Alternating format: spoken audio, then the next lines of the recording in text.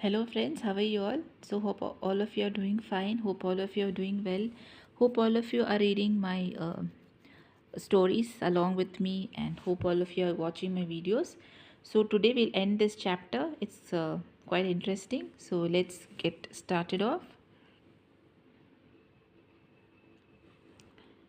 Okay, I hope it's clear. There was a resounding slap, and Edgar leapt to his feet, holding his feet cheek with his hand. George had flown at him and dealt him the hardest smack she could. Edgar lifted his hand to slap her back, but Julian stood in front. You're not fighting, George, he said. If you want a fight, I'll take you on. I'll fight Edgar and I'll beat him. You see if I don't, shouted George, trying to push Julian away.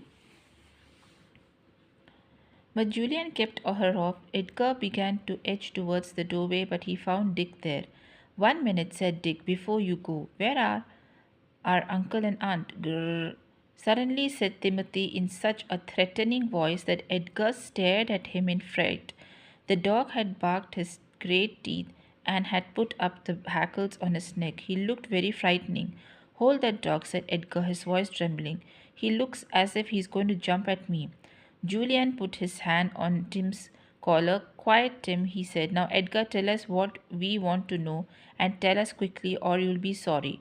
Well, there isn't much to tell, said Edgar, keeping his eye on Timothy. He shot a look at George and went on. Your mum was suddenly taken very ill with a terrible pain here and there. Got the doctor and they have taken her away to hospital, and your dad went with her, that's all. George sat down on the sofa looking paler still and rather sick. Oh, she said, poor mum, I wish hadn't gone out today. How can we find out what's happened? Edgar had slipped out of the room, shutting the door behind him so that Timmy should not follow. The kitchen door was slammed too. The children stared at one another, feeling upset and worried. Poor George. Poor Aunt Fanny. There must be a note somewhere, said Julian, and looked around the room. He saw a letter stuck into the. I'm turning the page. Ruin of the big mirror there, addressed to George. He gave it to her. It was from George's father. Read it quickly, said Annie. Oh dear, what a horrible start to our holiday. So let's read the next chapter. A few little upsets. George read the letter out loud. It wasn't very long and had evidently been written in a great hurry. Dear George, your mother has been taken very ill. I'm going with her to the hospital. I won't leave her till she's getting better. That may be in a few days' time or in a week's time. I'll telephone you each day at 9 o'clock in the morning to tell you how she is. Mrs. Stick will look after you all, trying to manage all right till I come back. Yours lovingly, Father. Just a second.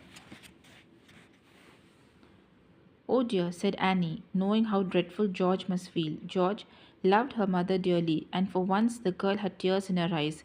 George never cried, but it was terrible to come home and find her mother gone like this, and her father too. No one there but Mrs. Stick and Edgar. I can't bear Mum going like this, sobbed George. I'm turning the page. Suddenly and buried her head in a cushion. She might never come back. Don't be silly, George, said Julian, sitting down and putting his arm around her. Of course she will. Why shouldn't she? Didn't your father say he was staying with her till she was getting better, and that would be probably in a few days' time? Cheer up, George. It isn't like you give way like this. But I didn't say goodbye, sobbed poor George, and I made her ask Mrs. Stick for the sandwiches. Instead of me, I want to go and find Mum and see how she is myself.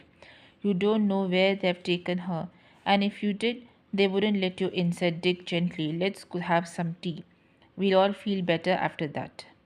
So I'll end it here, and I hope all of you went through my videos regarding the difficult words as well as the simple words that can be used in a regular conversation. Please make note of it. Keep a book. Please make note of it, and I'll keep releasing words like that. And yes, please read along with me all these videos that I'm posting, and definitely once you keep reading along with me, you will get the hang of it, meaning you will be able to pronounce those words, and even you will try to, read along with me, and you will try to um, speak those words, or rather those kind of sentences, when you talk to your friends, your family, your neighbors. So yes, let's keep reading, let's keep making a habit, a practice, and definitely all of you will do well. I'll see you again tomorrow. Take care. God bless you all.